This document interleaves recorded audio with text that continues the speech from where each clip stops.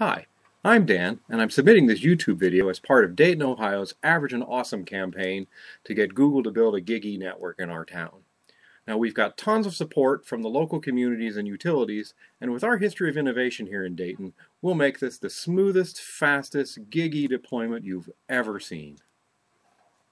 Sugar Creek Township is southeast of Dayton, Ohio, just across the Montgomery County line in Greene County. Here's where I live.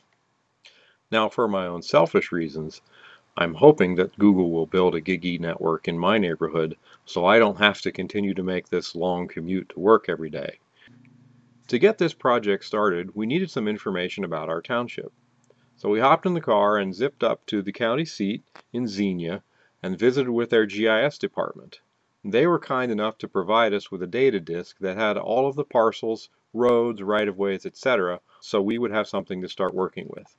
We took all the data that the county provided and outlined it in AutoCAD. You can see the blue line here. That's our township. What you see on this map is the border of the cable operator in our community. Most of those folks can get a high-speed connection. This next image superimposes the homes on top of the service areas. You can see that the majority of people in the community are within the boundaries of the cable operator, but there's still quite a few of us out here on the outskirts who aren't able to get any kind of service. So, we're going to try and put a GigE network on top of this township plan. I wonder what the best way to do it is. This is just a piece of fiber. It's actually a keepsake I had from one of the very first fiber jobs I worked on back in 1989. Now, if we take the sheath off this fiber, what we find inside are what are called buffer tubes. And within each buffer tube are the actual fibers. Now let's get back to the layout. What you see here is the outline of Sugar Creek Township, the roads, and the homes.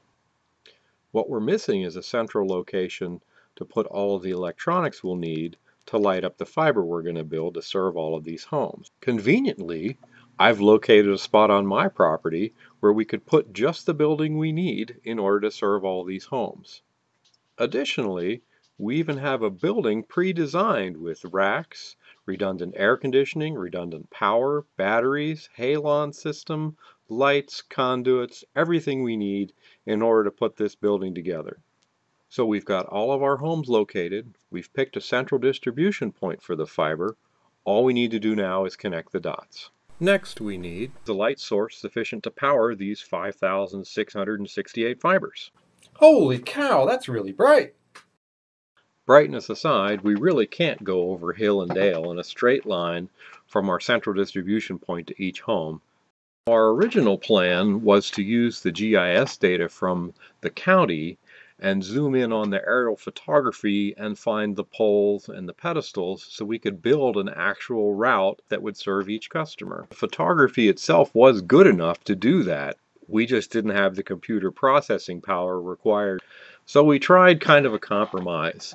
Instead of using the actual utility lines, we thought, why not use the road center line? Typically, it tends to be pretty close to the amount of utility plant you have to build in order to serve the customers.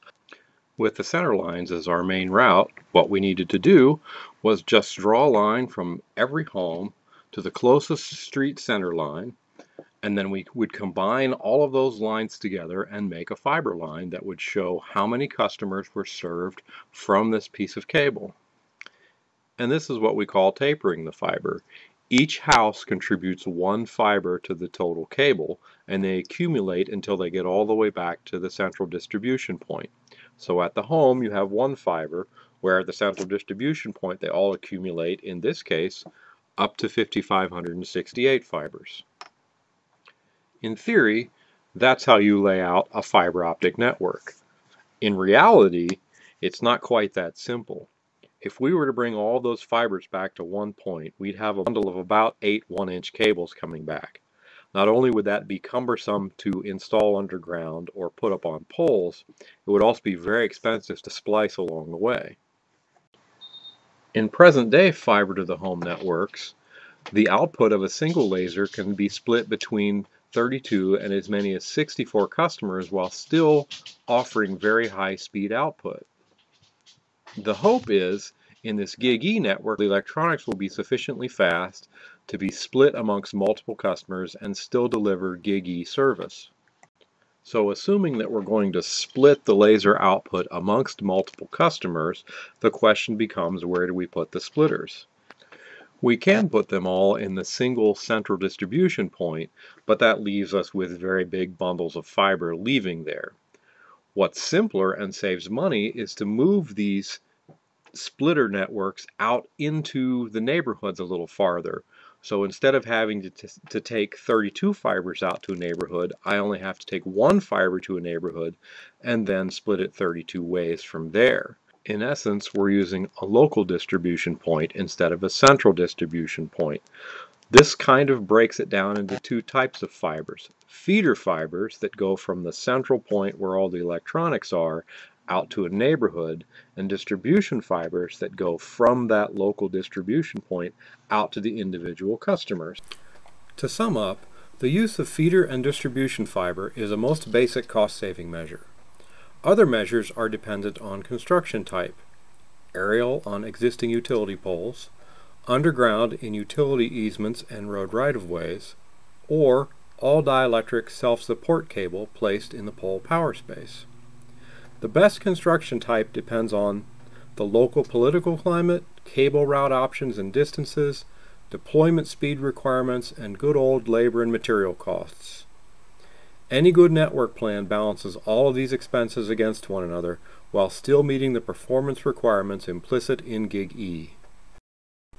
Well, that about wraps it up. We hope this video has been informative and demonstrates our sincere desire to partner with Google to build a GigE network in Sugar Creek Township, Ohio. If you have comments or questions, please email me at gigeacres@gmail.com. Thanks for watching.